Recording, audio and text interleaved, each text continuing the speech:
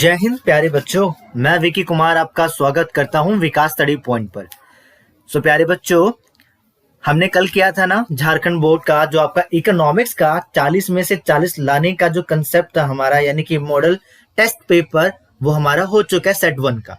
ये है आपका सेट 2। तो ध्यान आपको ये देना है कि कल की तरह आज भी पूरा देखना है और पूरे के पूरे क्वेश्चन को अटेम्प्ट करना है, तभी तो आपको पता चलेगा ना कि आप कितने पानी में हैं। अगर पढ़े हो, तैयारी किए हो तो जवाब दीजिए। फिर करें शुरू। और ये ध्यान देना है झारखंड बोर्ड सीबीएसई बोर्ड दोनों के लिए इंपॉर्टेंट है, सो प्लीज फोकस कीजिएगा इस चीज पर। चलिए शुरू करते हैं फटाक से अपने आज के सेशन को। ठीक है, ये रहा स्क्रीन पर आपका पहला सवाल। क्या कह रहा है? अर्थशास्त्री के जीवन के सामान्य कारोबार के संदर्भ में मनुष्य का अध्ययन है, यह कथन किस अर्थशास्त्री का है?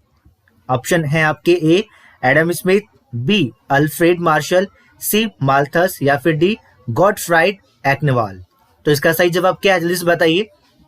देखिए, मैं फटाफट आपको जवाब भी देते जाता हूं ताकि समय हमारा ज्यादा ना हो और आपको ज्यादा क्वेश्चन के बारे में पता चल जाए कि किस टाइप के क्वेश्चन आपके एग्जाम में आ रहे हैं। ठीक है, तो जो ये शब्द है ना, जिस व्यक्ति ने कहा था, उनका नाम है अल्फ्रेड मार्शल। तो इसका सही जवाब है आपका ऑप्शन नंबर बी। ठीक है, सेकंड क्या है? आर्थिक समस्या क्यों उत्पन्न होती है? आपके ऑप्शन है ए सीमित आवश्यकता के कारण, बी संसाधनों का एकल प्रयोग, सी संसाधनों की प्रचुरता या फिर डी संसाधनों की दुर्लभता। तो आर्थिक समस्या के बारे में मैंने पढ़ा रखा है इंट्रोडक्शन ऑफ माइक्रो इकोनॉमिक्स के अंदर। उसमें मैंने आपको बता रखा है कि आर्थिक समस्या का कारण क्या होता है। तो सीमित आवश्यकता नहीं, बिल्कुल नहीं हो सकता, क्योंकि आवश्यकता हमारी असीमित होती है। संसाधनों का केवल एक प्रयोग नहीं, संसाधनों के बहुत सारे प्रयोग होते हैं। और संसाधनों की प्रचुरता, तो संसाधन तो हमारे पास प्रचुर है ही नहीं, संसाधन तो दुर्लभ है, सीमित है।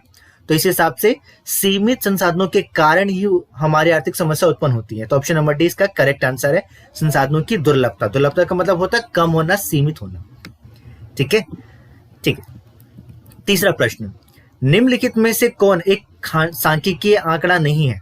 ऑप्शन है आपके ए विद्यालय में 1000 विद्यार्थी पढ़ते हैं, बी 2021 ईस्वी में भारत की जनसंख्या 121 करोड़ थी, सी एक सड़क दुर्घटना में 100 व्यक्तियों की मृत्यु हुई, या फिर डी भारत में बाढ़ से हर वर्ष कई लोग बेघर हो गए।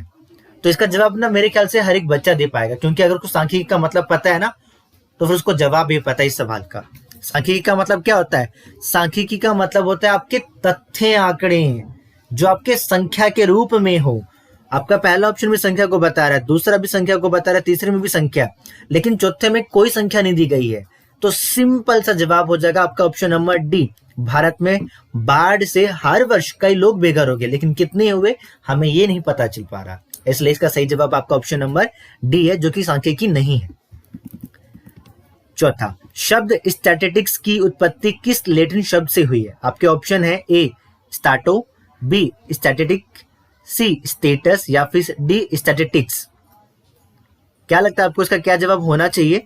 इसका जो सही जवाब है, अगर आपने स्टैटिस्टिक्स को शुरू से पढ़ा होगा एकदम भूमिका के रूप में, तो आपको पता चल रहा होगा कि इसका उत्पत्ति किस लैटिन शब्द से हुई है। सही जवाब है इसका ऑप्शन नंबर सी स्टेटस। ठीक है। पांचवा, डैश सभी समस्याओं की जड़ है। ऑप्शन ए प्रचुरता, बी अभाव, सी बहुलता, डी इनमें से कोई नहीं। तो इसका सरल जवाब है, जो बच्चा नहीं भी पढ़ रहा है, इकोनॉमिक्स के पास नहीं है, वो भी इसका जवाब दे देगा। क्यों? क्योंकि कोई भी समस्या हमारे पास कब उत्पन्न होती है? जब किसी चीज का अभाव होता है। अगर हमारे पास पैसे की कमी है तो कोई चीज हम खरीद नहीं सकते, यानी पैसे का हमारे पास अभाव है। हमारे पास नॉलेज की कमी है, तो कोई चीज अगर इंटरव्यू देने के लिए जा रहे हैं, उस जिस चीज की नॉलेज हमें होनी चाहिए उस चीज की नॉलेज नहीं है, जहाँ पे हम जॉब करने के लिए जा रहे हैं, तो वहां पे भी हमें उस नॉलेज का अभाव है। यानी कि किसी भी चीज के अभाव के कारण ही समस्याओं का उत्पन्न होना होता है। तो समस्या की जड़ हमारा अभाव होता है। Option number B. 6 क्या कह रहे हैं? निम्नलिखित में से चर एक उदाहरण है। ए एक खास कलम की कीमत, बी एक खास लैपटॉप की कीमत, सी राष्ट्रीय आय, या फिर डी एक बेंच की लंबाई। तो ये जानने की कोशिश कर रहा है कि इसमें से कौन है जो चर का एक उदाहरण है।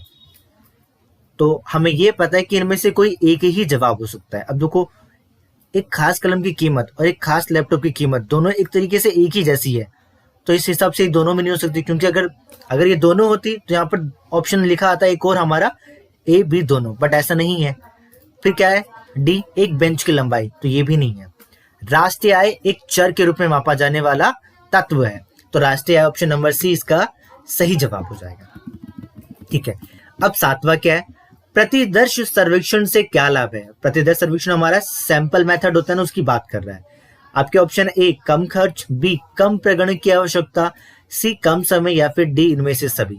तो प्रतिदर्श सर्वेक्षण वो होता है जो हमारा सैंपल मेथड के द्वारा कलेक्ट किया जाता है। एक होता है हमारा प्राथमिक के तौर पर जाकर खुद जा करके हम क्या कर रहे हैं, खुद जा करके हम क्या कर रहे हैं, कलेक्ट करें डाटा। लेकिन अगर हम सेंसस मेथड से कर रहे हैं तो इसका मतलब ये हुआ कि हम खुद ना जाकर के किसी दूसरे संस्था से जाकर के क्या कर रहे हैं, इन्फॉर्मेशन को कलेक्ट कर रहे हैं।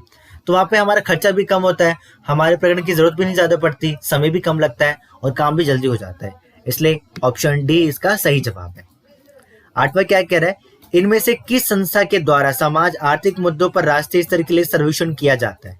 ए सेंसस ऑफ इंडिया, बी राष्ट्रीय प्रतिदर्श और सर्वेक्षण संगठन, सी केंद्रीय सांख्यिकी संगठन, या फिर डी श्रम ब्यूरो। तो इसका सही जवाब आपका ऑप्शन नंबर बी हो जाएगा, नेशनल सेंसस आपका सर्वेक्षण और संगठन। तो राष्ट्रीय प्रतिदर्श और सर्वेक्षण संगठन जिसे हम कहते हैं NSSO, इसके द्वारा ही आपका समाज आर्थिक मुद्दों पर सर्वेक्षण किया जाता है। ठीक है, बाकी इसी के अंदर ही आपका सेंसस ऑफ इंडिया हो गया, केंद्रीय सांख्यिकी संगठन हो गया, इसी के अंदर के पार्ट आ जाते हैं। ठीक है, नवा क्या कह रहा है, भारत की जनगणना में किस प्रकार के सांख्यिकी आंकड़े एकत्रित किए जाते हैं। ऑप्शन है आपकी ए जन्म दर और मृत्यु दर संबंधित, बी साक्षरता, सी जनसंख्या के आकार और संरचना, या फिर डी इनमें से सभी। तो बहुत सिंपल जवाब है इसका, ऑप्शन नंबर डी सही जवाब है। जब भी जनगणना किया जाता है भारत सरकार के द्वारा तो उसमें जन्म मृत्यु दर दोनों को ध्यान में रखा जाता है।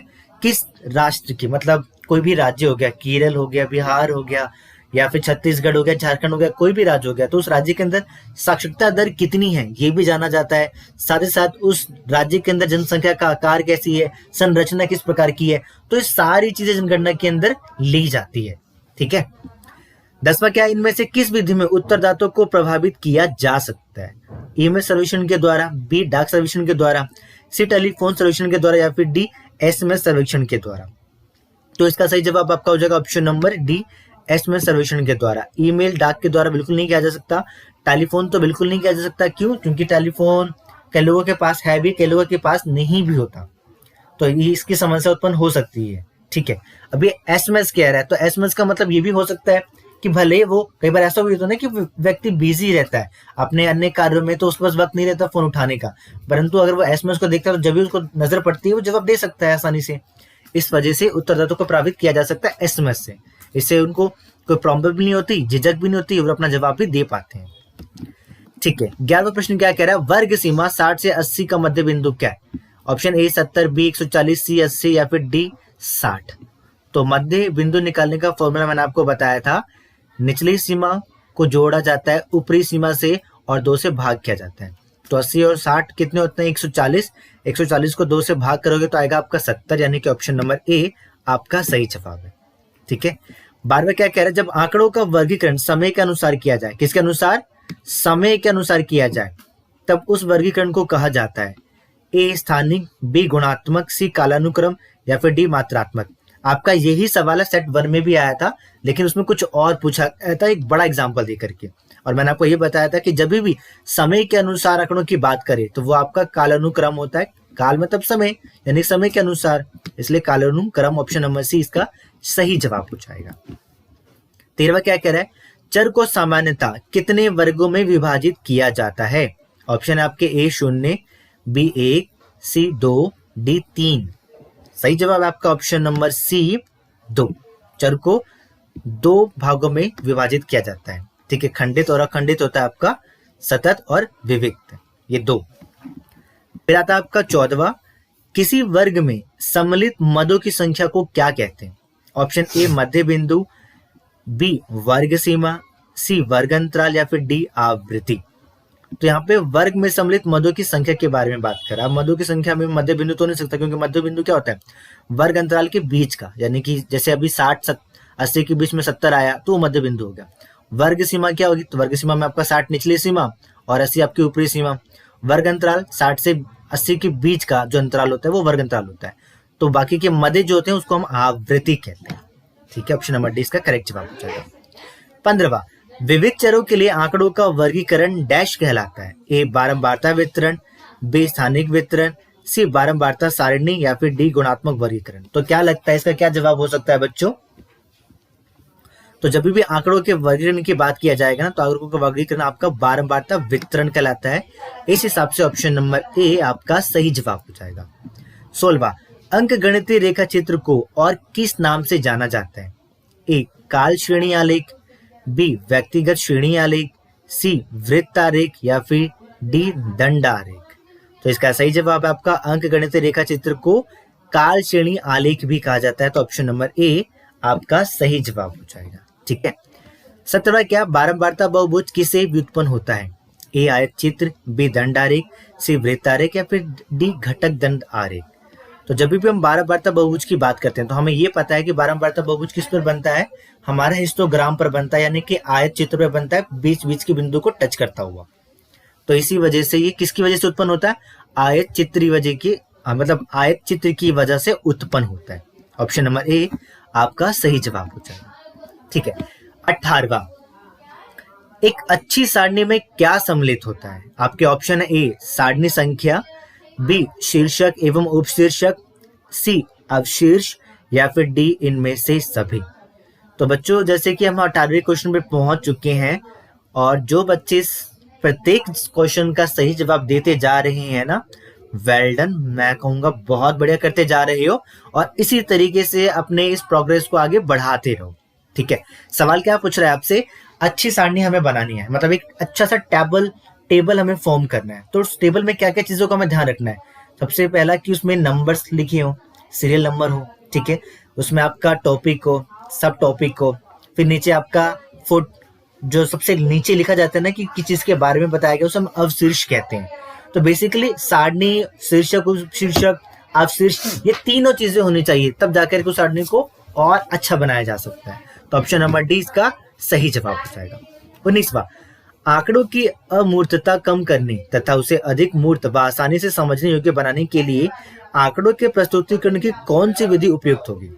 ए सारणी, बी पाठ विषयक, सी आरेखी या फिर डी इनमें से सभी। क्या लगता है इसका क्या जवाब होना चाहिए? सिंपल सी बात है, हम करना क्या चाह रहे हैं? हम अपने आंकड़े को और बेहतर बनाना चाह रहे हैं ताकि कोई भी व्यक्ति उसको देखे तो उसको अच्छे से समझ में आए। तो वो प्रेजेंटेशन कौन देता है? वो प्रेजेंटेशन देता है आपका सारणी। सारणी के अंदर सब चीजें लिखी होती है अच्छे तरीके से, तो सारणी से काफी हद तक हमें चीजें समझ में आ जाती है कि क्या बताने की कोशिश की जा रही है। तो ऑप्शन नंबर ए इसका आपका सही जवाब हो जाएगा। 20वां, आंकड़ों के प्रस्तुतिकरण के लिए ज्यामितीय आरेख के अंतर्गत डैश आता है। ए आयत चित्र, बी बारंबारता बहुभुज, सी दंड आरेख या फिर डी त्वरण। क्या लगता है इसका जवाब क्या हो जाएगा? तो जब भी आपका ज्यामितीय आरेख की बात करें ना, तो वो आपका आयत चित्र से संबंधित होता है। अब आयत चित्र से संबंधित क्यों होता है? क्योंकि आयत चित्र जब भी बनाया जाता है ना, तो इसकी लंबाई और इसकी चौड़ाई दोनों हमारा मतलब मापने योग्य होता है, मतलब मैथमेटिकल रूप से डिजाइन किया जाता है। इसके बिटवीन में कोई भी गैप नहीं होता। मतलब ये आपका हिस्टोग्राम कितना चौड़ा होगा, इसकी लेंथ कितनी होगी, ये सब कुछ हमारे आंकड़े पर डिपेंड करता है और उस आंकड़े का यूज करके मैथमेटिकल रूप में हिस्टोग्राम को डेवलप करते हैं। ठीक है, ठीक है। अब आता है आपका 21वां, मलमल किस वस्त्र का एक किस्म है? आपके ऑप्शन है ए ऊनी वस्त्र, बी रेशमी वस्त्र, सी सूती वस्त्र या फिर डी पॉलिस्टर वस्त्र। तो जो आपका मलमल होता है ना, वो एक प्रकार का सूती वस्त्र होता है, ये ध्यान रखिएगा। तो ऑप्शन नंबर सी आपका इसका सही जवाब हो जाएगा। ठीक है। 22वां, धन निष्कासन सिद्धांत का प्रतिपादन किसने किया था? आपके ऑप्शन है फिंडले सिराज, बी दादा भाई नौरोजी, सी अमर्त्य सेन या फिर डी मनमोहन सिंह। सही जवाब है इसका सबसे पहले जो किया था ऑप्शन बी दादा भाई नौरोजी ने किया था धन निष्कासन सिद्धांत का प्रतिपादन। ठीक है, ठीक है। अब हम बात करते हैं प्रश्न नंबर 23वां, निर्यात अतिरेक से क्या तात्पर्य? ऑप्शन ए आयात और निर्यात का बराबर होना, बी आयात की तुलना में निर्यात का अधिक होना, सी निर्यात की तुलना में आयात का होना या फिर डी निर्यात की शून्य होना। तो जब भी आपका निर्यात अतिरेक की बात करें, इसका मतलब होता है आपका एक्सपोर्ट एक्सेस या कि सरप्लस। ठीक है, तो मतलब क्या हुआ, सरप्लस की अगर हम बात करें तो मतलब जो निर्यात है वो आयात से ज्यादा है। तो जब निर्यात आयात से ज्यादा है तो ऑप्शन नंबर बी इसको सही बता रहा है, आयात की तुलना में निर्यात का अधिक होना। तो इस हिसाब से ऑप्शन नंबर बी आपका करेक्ट आंसर हो जाएगा। ठीक है। 24वां, औपनिवेशिक भारत में साक्षरता दर कितनी थी? ऑप्शन ए 7%, बी 16%, सी 16% से कम या फिर डी 16% से अधिक। इस सवाल का जवाब ना मैं आप पे छोड़ता हूं और मुझे उम्मीद है कि आप इसका जवाब जरूर देंगे। तो बहुत छोटा सा सवाल है, अगर आप थोड़ा सा और अपना दिमाग लगाए ना, सर्च करें, तो वो आपके नॉलेज को एनहेंस करता है। ठीक है, आपके अंदर एक नई चीज डेवलप करता है कि आपके सामने कोई प्रश्न आ जाए और उसका जवाब आपको नहीं मिल रहा है तो आप यहाँ वहां खोजने की कोशिश करते हैं, और ये ना आपको एक बहुत अच्छा सर्चर बनाती है। ठीक है, तो 24 का जवाब मुझे आपको देना है, कमेंट में देना है, ध्यान रखिएगा। 25 पे चलते हैं। भारत में सर्वप्रथम रेलगाड़ी किन दो स्थानों के बीच चली थी? मेरे ख्याल से जवाब सभी बच्चों को पता होगा। ए बंबई एवं पुणे, बी बंबई और सूरत, सी दिल्ली और जयपुर, या फिर डी बंबई और थाने। तो आपका जो सबसे पहले रेलगाड़ी चली थी 1853 में मुंबई से ठाणे के बीच 54 किलोमीटर की यात्रा इसने तय की थी। तो ऑप्शन नंबर डी इसका सही जवाब हो जाएगा। ठीक है। 26वां, पूंजीवादी अर्थव्यवस्था का आधार होता है निजी लाभ, बी जन कल्याण, सी निजी लाभ और जन कल्याण दोनों, या फिर डी इनमें से कोई नहीं। तो क्या पूछ रहा है? पूंजीवादी अर्थव्यवस्था। तो पूंजीवादी अर्थव्यवस्था में क्या होता है? मांग एवं पूर्ति, जो बाजार की शक्तियां हैं, वो उसका निर्णय कौन लेता है? निजी व्यक्ति लेते हैं। यहाँ पर सरकार का कोई हस्तक्षेप नहीं होता। क्या उत्पादन करना है, कितना उत्पादन करना है, किसके लिए उत्पादन करना है, ये सब के सब निर्णय निजी व्यक्ति लेते हैं अपने लाभ को अधिकतम करने के लिए। जन कल्याण क्या किस में हो जाता है? समाजवादी अर्थव्यवस्था में। और जिसमें लाभ और जन कल्याण दोनों हो वो आपकी मिश्रित अर्थव्यवस्था हो जाती है।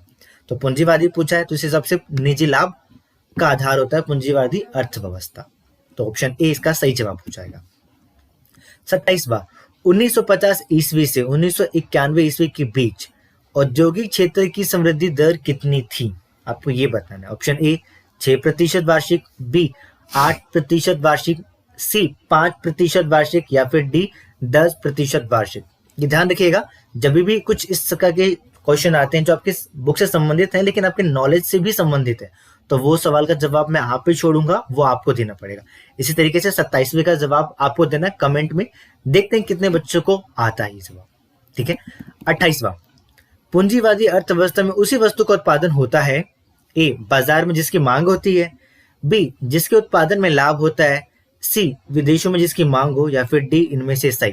तो 28वें का सही जवाब है आपका ऑप्शन नंबर डी। क्यों? क्योंकि पूंजीवादी अर्थव्यवस्था में लाभ से संबंधित कार्य किया जाता है यार। तो बाजार में जिसकी मांग ज्यादा होगी लोग उसका उत्पादन करेंगे क्योंकि लोगों को लाभ ज्यादा चाहिए। इसके अलावा उत्पादन से लाभ हो रहा है, पता चल रहा है कि इसके उत्पादन में लाभ है, करेंगे वो कार्य। विदेशों में जिसकी मांग ज्यादा हो वो उसका भी उत्पादन करेंगे। तो इस हिसाब से इन तीनों का उत्पादन किया जाएगा, इन तीनों को शामिल किया जाएगा। तो ऑप्शन नंबर डी इसका सही जवाब हो जाएगा। 29वां, भारत की पंचवर्षीय योजना की संकल्पना किस देश से ली गई थी? Option A America, B Britain, C China यानी कि चीन, या फिर डी रूस यानी कि रसिया। आपको ये तो पता होगा ना कि भारत का जो संविधान बना है, तो भारत के संविधान में बहुत सारी ऐसी चीजें हैं जो अलग अलग देशों से ली गई है। उसमें कनाडा हो गया, फ्रांस हो गया, अमेरिका हो गया, रसिया हो गया, और तब जाकर के अपने भारत देश की संविधान को बनाया गया है। इसी प्रकार से भारत की पंचवर्षीय योजना का संकल्पना किसी एक देश से ली गई है जो आपके सामने प्रस्तुत है ऑप्शन के रूप में। और इसका सही जवाब है आपका ऑप्शन नंबर डी रूस, यानी कि रूस से भारत की पंचवर्षीय योजना की संकल्पना ली गई है। 30वां, परिप्रेक्ष्यात्मक योजना में लक्ष्य को प्राप्त करना होता है 5 वर्षों में, 10 वर्षों में, सी 25 वर्षों में, या फिर डी 20 वर्षों में।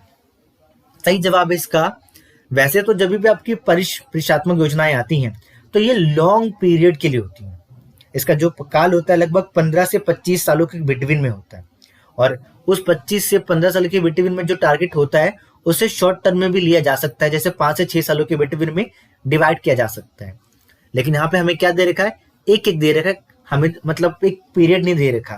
तो इस हिसाब से मैक्सिमम कितना माना जाता है? 25। इस हिसाब से 25 इसका सही जवाब हो जाएगा, यानी ऑप्शन नंबर सी आपका सही जवाब हो जाएगा। 31वां क्या कह रहा है? स्वतंत्रता प्राप्ति के पश्चात भारत में किस योजना की शुरुआत हुई? ए 1 वर्षीय, बी 10 वर्षीय, सी 5 वर्षीय या फिर डी 7 वर्षीय। तो इसका जवाब तो सभी बच्चों को पता होगा कि जैसे हमारा देश आज़ाद हुआ, आज़ादी के बाद जब हमारे गवर्नमेंट फॉर्म होना शुरू हो गया तो 5 वर्षीय योजनाएं लाई गई थी जो 5 वर्ष के लिए कार्य करती है, और उसी के अनुसार जो सरकार 5 वर्ष तक रहती है उस 5 वर्ष योजना का मतलब आगे बढ़ाने का कार्य करती है, मतलब जो भी उसने वादे किए हैं उस 5 वर्ष योजनाओं के अंतर्गत उसको पूरा करने का कार्य करती है। तो ऑप्शन नंबर सी आपका सही जवाब है। 32वां, जीडीपी की गणना में किस क्षेत्र के उत्पादन को शामिल किया जाता है? ऑप्शन ए कृषि, बी उद्योग, सी पर्यटन या फिर डी इनमें से सभी। तो जब भी हम जीडीपी यानी कि ग्रॉस डोमेस्टिक प्रोडक्ट की बात करेंगे, सकल घरेलू उत्पाद की बात करेंगे, तो ऐसा नहीं कि केवल कृषि को शामिल किया जाता, नहीं, उसके अंदर आपका प्राथमिक, द्वितीयक, तृतीयक सभी क्षेत्र आ जाते हैं। तो इस तरह से कृषि, उद्योग, पर्यटन सभी आ जाएगा। तो ऑप्शन नंबर डी आपका सही जवाब हो जाएगा। ठीक है। 33वां, भारत में हरित क्रांति का दूसरे चरण का काल माना जाता है? ए 1960 के दशक के मध्य से 1970 के दशक के मध्य तक, बी 1970 के दशक के मध्य से 1980 के दशक के मध्य तक, डी 1980 के दशक के मध्य से 1990 के दशक के मध्य तक, या फिर डी 1990 के दशक के मध्य से 2000 के मध्य के दशक तक। तो इसका जवाब बहुत सिंपल है। जब पहली भारत के अंदर क्रांति आई थी तो आपको पता है क्रांति का मतलब क्या हुआ? बड़ी मात्रा में, बहुत ज्यादा ही बड़ी मात्रा में हमारे देश के अंदर गेहूं और धान का उत्पादन हुआ था, और इस वजह से हरित क्रांति उसका नाम दिया गया था। तो जो पहला चरण था वो आपका 1960 से 1970 के दशक में था, और ये हुआ किस लिए होता? HYV यानी कि हाई यील्ड वैरायटी सीड्स की वजह से, यानी कि ऐसे बीज जो ज्यादा मात्रा में उत्पादन करने में सक्षम होते थे। ठीक है। तो जो दूसरा काल था वो आपका 1970-1980 के बीच का था, यानी कि एक हुआ था 1967 के बीच में और दूसरा हुआ था 1977-1978 के बीच में। तो जो दूसरा काल है वो 1970 के दशक के मध्य से 1980 के दशक के मध्य तक, यानी कि ऑप्शन नंबर बी आपका सही जवाब है। ठीक है। 34वां, औद्योगिक नीति 1956 के प्रस्ताव में उद्योगों को कितने वर्गों में विभाजित किया गया है? आपके ऑप्शन ए 1, बी 2, सी 3 या फिर डी 4। तो इसका सही जवाब हो जाएगा आपका ऑप्शन नंबर सी यानी कि 3। तो औद्योगिक नीति 1956 में उद्योगों को 3 वर्गों में विभाजित किया गया है। ठीक है। वो कौन कौन से वर्ग है वो आप मुझे बताएंगे कमेंट सेक्शन में। 35वां, विदेशी ऋण क्या है? इसका जवाब हर कोई दे देगा।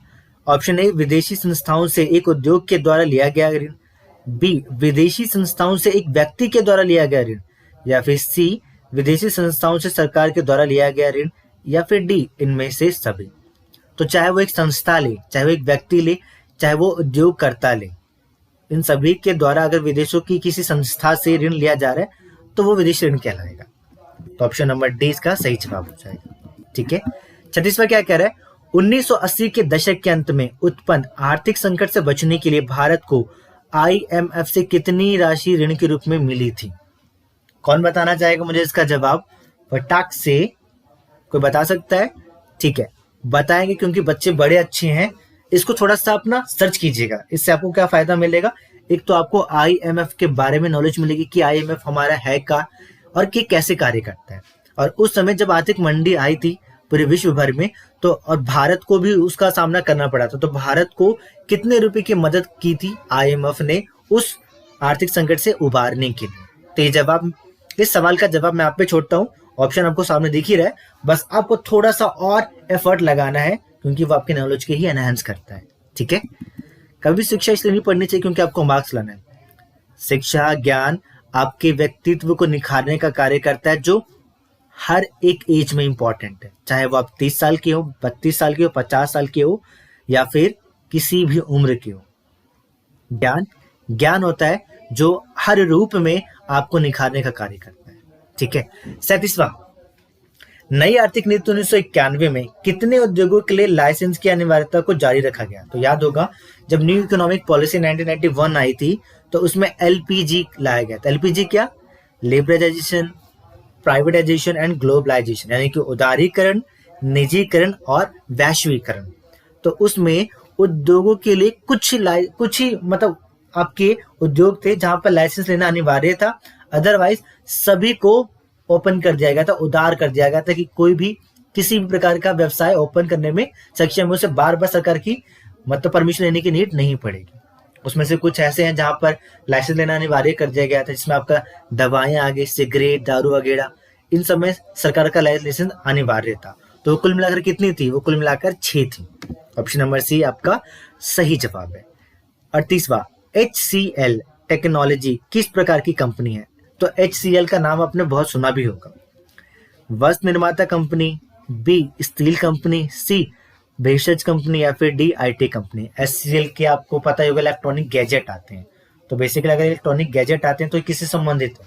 ये रिलेटेड आपके इंफॉर्मेशन टेक्नोलॉजी से रिलेटेड कंपनी है, तो यानी कि ये एक IT कंपनी है। ठीक है, ऑप्शन नंबर डी आपका सही जवाब हो जाएगा। 39वां, कंपनियों के द्वारा किसी बाहरी स्रोत से नियमित सेवाओं को प्राप्त करने की प्रक्रिया क्या कहलाती है?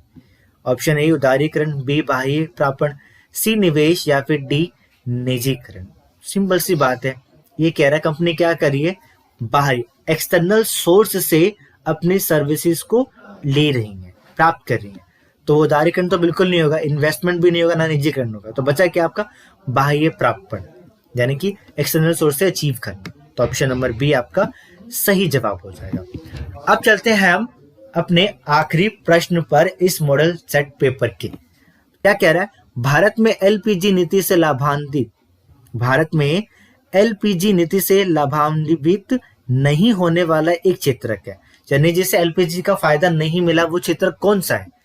ए दूरसंचार, बी आधार संरचना, सी सूचना प्रौद्योगिकी या फिर डी वित्त।